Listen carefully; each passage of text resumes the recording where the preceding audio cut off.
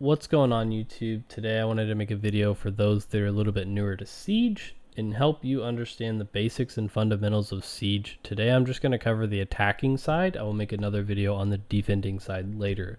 So for attacking, I have brought Toe Brown in here. Judge Toe Brown is a little bit newer to Siege over the last year or so, so he's got a lot of first-hand experience of what he struggled with, advice to overcome things that he saw, and I'm going to ask him some questions. We're going to go through some tips, and then I'm going to show you guys some things in game. So turn it over to Judge Toe Brown here. Floor is yours. So what are things that you struggled with as a beginner to Siege? Yeah, as it was said, I'm fairly new to the game as far as the lifespan of Siege, since it's a little bit older game. So I have a little bit more understanding for those just kind of starting out. So everyone struggles as they first start. Siege is a game with a pretty high learning curve. But there's definitely some things to know as you're coming into it that can maybe help you kind of get through that a little bit quicker. So the first one I know I struggled with is on attack. Starting off in the drone phase, everyone has a tendency to drone in and try and figure out everything about the map, where people are. Unfortunately, a lot of times they end up, losing their drone in this instance. So one tidbit of advice I would give is don't waste your drone.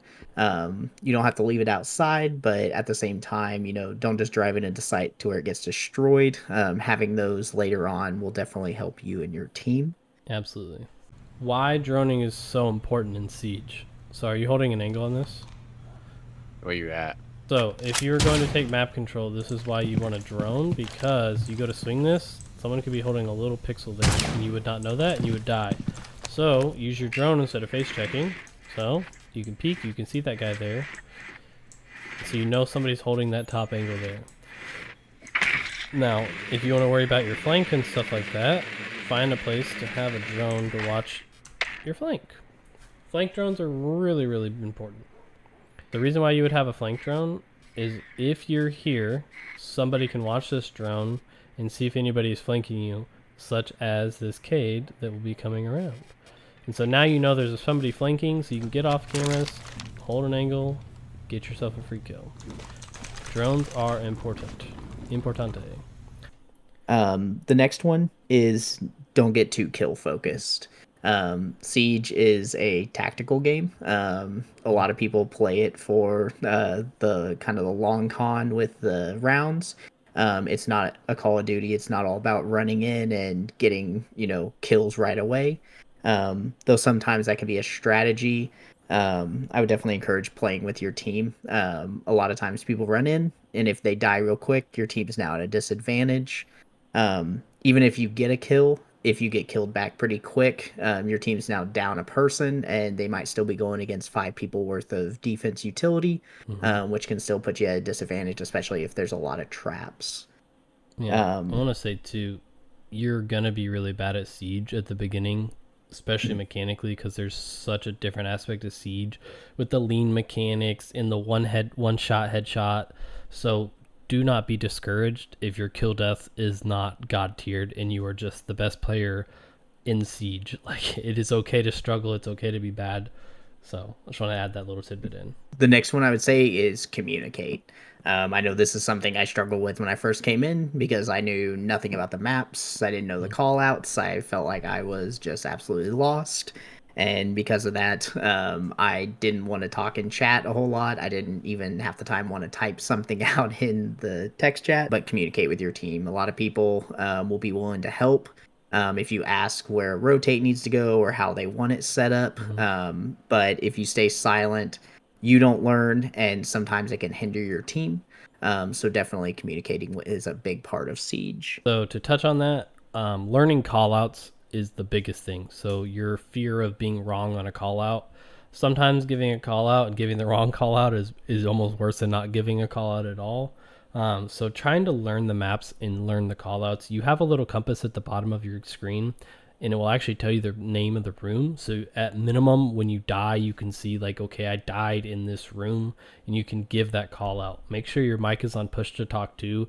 Nobody likes a hot mic of somebody just breathing into the mic or just talking and bitching and moaning about how they died and stuff like that as well. So those are good tips for that. And some advice I'd give, this is kind of a two-parter, goes into learning the maps. So when you start to get into the ranked pool down the road, there's a set list of maps. So if you want to focus on those, you can. That's kind of what I did.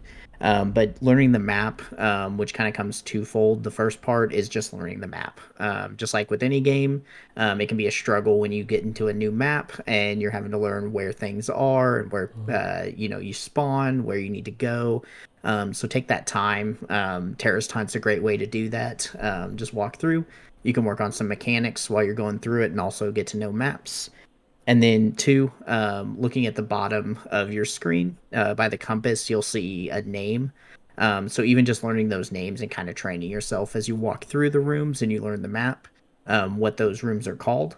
It'll definitely help down the road as you get used to that and you kind of reinforce those things to where you can make those call outs for your team, which will be huge in the communication aspect, as well as you just learning the map and knowing where you're at. Absolutely. One good thing for the terrace hunts as well, which is under training grants here on the screen. So you can set it on normal, hard, or realistic. I would suggest maybe just setting it out on normal just so you can get a hang of it. If you want to learn a specific map though, in your settings here under matchmaking preferences, you can actually choose your training ground settings. You can put it on elimination or disarm bomb. You can also change what map you want it to be. So if you only want to learn one map, so let's say you struggle a lot on Emerald Plains, which is the newest map, put it only on that and turn that one on, and the rest of them turn them off. So all these you turn it off, so then Terrace Hunt will only be Emerald's Plains, and you can just go walk through. You can see what the names of all the rooms are, get a big hang on like where the staircases are, the names of the staircases. That will help you rotate around the map and get a familiar feel for the map. So that is a really good thing to do. I personally do it on all my terrace hunts, so especially when they added a new map. So for Emerald Plains, I literally had it on just Emerald Plains. I would just run terrace hunts on that and get to see like where every room is and stuff. So when you're in a game, it's not so lost and so new, because there's nothing worse than just feeling like you have no clue where to go. So the basics, I would first start on the settings. So the first setting that I would even look at and or change would be in the audio here. So in audio, there's a dynamic range setting here called night mode. There's also TV, hi-fi. Night mode will make footsteps a lot louder, which is really beneficial in a game where intel is so crucial, and also make explosions and stuff not so loud, so you can actually hear what's going on and not just have your entire headset blown up by a charge. Alright, so next thing we'll look at would be graphics. If you guys want to follow what my graphics are here, feel free to pause the video and or screenshot. I will go through them all so you can see. There's not really anything on here that's mandatory other than maybe the zoom in depth of field. You want to turn that off because when you ADS, it blurs out everything around you. So having that off allows you to see more and not be just blinded and hyper tunnel visioned on the tip of your gun. For controls, everything else is all kind of personal preference. My optic color is green and the opacity is 75. You're welcome to copy that if you'd like, but there's also different colors you can use. So to cover a couple things with just a basic operator, so for loadouts, you will have multiple options here, right? So 2 primary weapons, 2 secondary weapons. You have 2 gadgets as well. So smoke grenades are pretty good if you're going to be somebody who's trying to plant the diffuser, which is a very key important part of the game. Flashbangs are really good if you are trying to basically blind somebody and go in for a kill and or burn some utility. To show you guys for this, there is different scopes, barrel attachments. You can have an underbarrel, and there's different grips as well. So for scopes, this is going to be different magnifications. There's also personal preference if you like any of these 1x sights. This is a newer addition to the game, which is really, really awesome. I love this addition. So you can choose different 1x sights. I like the 1.5. It's kind of a little in between, I'm blind, so I can see a little bit better, but I'm not so zoomed in. I can't see if I'm up close. For attachments, depends on what you like. So flash hider will help with vertical recoil. Compensator will help with horizontal recoil. Muzzle brake will help with the first bullet kicks. I recommend running like compensator or flash hider probably. Most people run flash hider, but try it out. Use the team deathmatch to try it out. There are some guns that I will run muzzle brake on just to help with the vertical recoil, such as Twitch has a gun that's awesome, but this gun has a lot of vertical kick. So as you can see, the recoil spray is a little bit different in the bottom right. So she's a little something different, but the F2 is a really good gun, and I love that gun, and I love Twitch. So the object of Siege is on attack. You are either going to plant a diffuser, like what I have here. If you drop it, this is what it looks like. It's a case.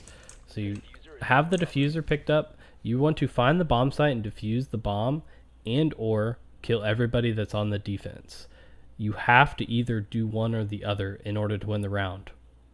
So you want to find out where the bomb site is, and one crucial piece of intel that you get is a drone. So you will have 2 drones. Every operator gets 2 drones. Saving these drones in prep phase will be a huge advantage for you later on. Once you find the bomb site, it will light up like this. So you found bomb B. There's 2 bombs. There's bomb A and bomb B on every single map, on every single bomb site location. So now I found A and I found B. So our object is to get the bomb, or get the diffuser in here and defuse either of these bombs. You do not have to defuse both, you only have to defuse one. So as an attacker, once you spawn in and the game is started, the prep phase is over now, you want to make sure you shoot these default cameras. So there will be default cameras. This is a default camera. You want to shoot. Defenders cannot have intel on at. So the objective of being an attacker is you want to breach into sight. So a good operator that I would suggest starting with would be like a thermite here. So this is a hard breacher. You want to get through the wall. If the wall is electrified, put your gadget on it. If you put your gadget on it, it will get destroyed, such as that. So as an attacker, you want to get the stuff off the wall. So selecting a hard breacher like this, you don't have to go in entry fragging and run around and kill everybody. You can be a little more patient and wait for your teammates to get the stuff off the wall for you. Whatever the wall denial gets removed, you are now able to put a breaching charge on here and open up the wall to sight. One piece of advice, do not just stand in the middle of this, because once this is opened, you are free to get shot as Cade peeks his little head out. Make sure you're out of the way of the breach. You don't want to be standing in the middle of the breach and have somebody just come running out and shoot at you. So make sure you have cover. Siege is a game of intel and cover. And if the defender runs outside, go ahead and run outside. They will be detected after 1 second, and then their name will be there. So even if you are down low off the platform, run out again. You will get a notification of where they're at, and you will see their name. So that is a really important thing. So if you're going to plant the bomb, you hold it down, let the bomb get planted, or the diffuser get planted, sorry. Now diffuser's planted. So now what do? You need to protect this. You do not want to just sit on top of it. If you can get to a safer area, that would be great. So if you can get back out to here or something like that and hide, and then if you still have a drone, you can have a drone watch the bomb. So Cade, if you want to go for a diffuse. So on the drone, you can see he's on diffuser. You can go ahead and diffuse it. So he's diffusing, and you hear it, and you go, oh no, he's diffusing. GG easy. If you're newer to Siege and you're looking for some attackers to try out, I would look at running maybe Sledge. Sledge is a really great entry-level operator that's used at even the highest level. Another one after that would be Thermite. Thermite's a hard breacher, and you can get through reinforced walls. Reinforced walls are going to be on almost every site, and especially if you're playing ranked or unranked or something like that, Thermite's going to be pretty much a necessary operator. And it's nice because if you get the wall open, you've done your job. You're not required to be a heavy fragger or all this other stuff, right? So if you get a wall breached, you've pretty much done your job, which makes it nice.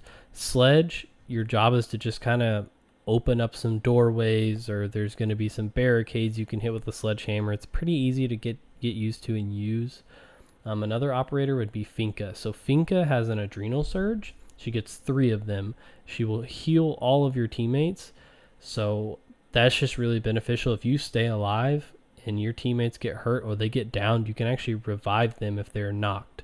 So Finka's great just for overall team. She also has a really good gun. Thermite has a really good gun. Sledge has a really good gun. They're all relatively easy to use. I would recommend trying one of those 3 operators. With that being said, guys, that's going to wrap up today's video. I hope that I brought some good points in what Judge Toe said. You know, he's been there. He's struggled, been through some things. Hopefully this video helps you guys understand, you know, Siege and what attacking and the objective is and stuff like that. If there's anything that I missed, put it down in the comments. You know, let me know. I can answer questions. I will cover the defending side next. I'll do another video on that. It just felt like too much to try to cover attack and defense, because Siege is just one of those games with the biggest learning curve, and it's just such a vast amount you have to cover. So hopefully you guys learned something today and you're better for it. So other than that, I hope you guys have a great day. You know, if you like the content, make sure to like and follow along. And other than that, thank you so much.